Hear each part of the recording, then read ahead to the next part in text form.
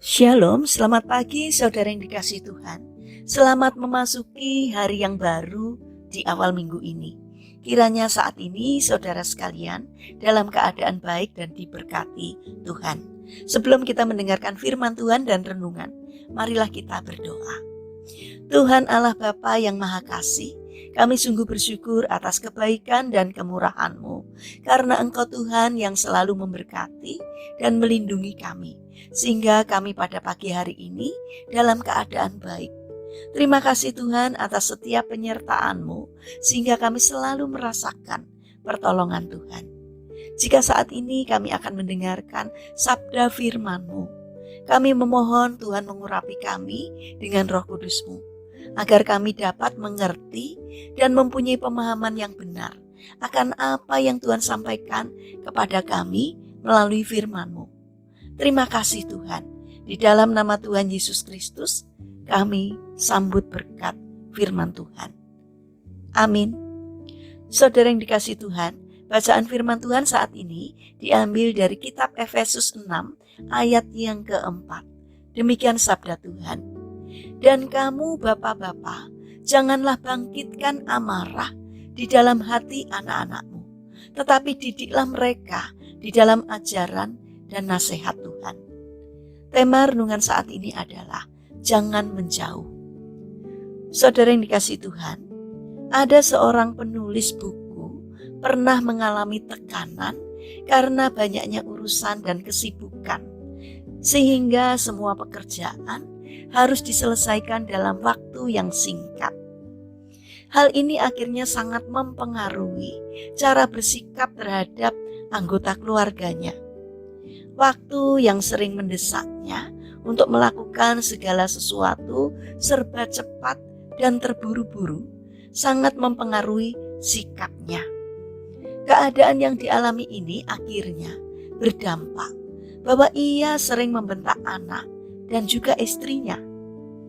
Lambat laun sikapnya itu membuat anggota keluarganya menjadi takut. Suasana dalam keluarga menjadi ada jarak yang terpisah. Hal seperti itu dilaluinya cukup lama. Pada suatu hari ia bercerita, "Aku masih ingat malam itu. Selesai makan malam, anak bungsuku berkata bahwa ia mau menceritakan padaku sebuah kejadian penting yang dialaminya di sekolah hari itu. Ia berjanji akan menceritakannya itu secara cepat agar tidak menggangguku.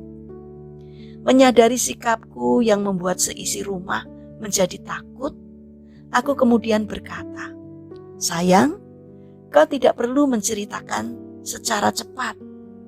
Ayah punya waktu untukmu. Ceritakan saja perlahan-lahan.' Lalu anak bungsuku itu berkata, 'Tapi ayah juga harus mendengarkannya baik-baik. Jangan terburu-buru,' katanya.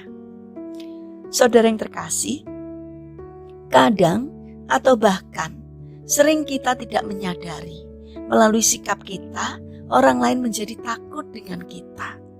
Baik atau tidaknya sikap yang kita tunjukkan terhadap seseorang atau sesuatu ditunjukkan oleh seberapa besar perhatian yang kita berikan terhadapnya.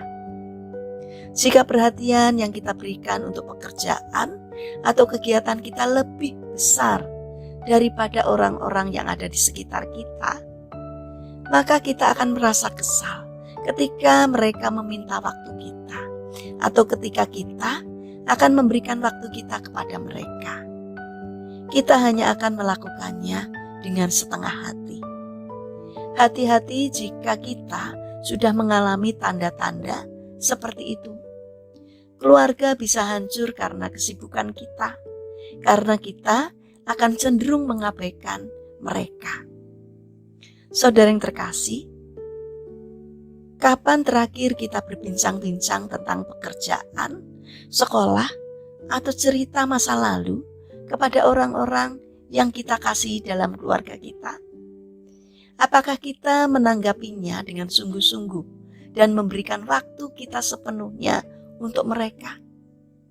Kalau belum, mulailah hari ini supaya kita tidak terlambat yang akhirnya mereka mencari figur lain di luar rumah untuk berbagi cerita. Waktu memang berharga, tetapi senyuman dan cerita anggota keluarga tak ternilai harganya. Karena itu, mari kita bangun karakter peduli dengan cara memberi perhatian kepada keluarga kita dan juga kepada orang-orang yang membutuhkannya. Mari kita berdoa. Tuhan Yesus yang baik, kami bersyukur kepadamu atas keluarga yang Engkau berikan kepada kami. Kami menyadari bahwa kami hanya memiliki sedikit waktu untuk orang-orang yang kami kasihi. Itu semua karena kesibukan kami. Saat ini kami bersujud di hadapan-Mu ya Tuhan. Kami memohon, kembalikanlah hati kami pada keluarga kami. Dan kembalikan hati keluarga kami pada kami. Sehingga ikatan yang sempat renggang pada kami dapat menyatu kembali, bahkan semakin kokoh. Terima kasih Tuhan. Berkatilah keluarga kami. Bapa yang penuh kasih, saat ini kami berdoa untuk bangsa dan negara kami, terutama kepada pemimpin negeri kami, Bapak Presiden. Berikanlah hikmat-Mu ya Tuhan, agar dalam memimpin negeri ini sesuai dengan pimpinan dan penyertaan Tuhan. Biarlah Tuhan memberi pertolongan kepada bangsa kami, agar di dalam berpikir, bertindak dapat secara bijak dan berusaha untuk mengutamakan kepentingan orang banyak, bukan memikirkan kepentingan pribadi. Kiranya Tuhan yang membimbing mereka, agar bangsa kami memiliki karakter yang baik dan mempunyai budi pekerti yang luhur dan mulia, tidak mudah dipengaruhi dan diombang-ambingkan oleh banyak pihak. Bapa yang penuh kasih, kami mendoakan bagi saudara-saudara kami yang mengalami permasalahan atau kesulitan hidup. Kiranya Tuhan membimbing mereka sehingga mereka mampu menemukan jalan keluar. Kami memohon kiranya Tuhan berkenan hadir untuk menolong dan memberkatinya. Terima kasih Tuhan. Kami juga ingin menyerahkan untuk setiap rencana kami hari ini ke dalam tangan Tuhan.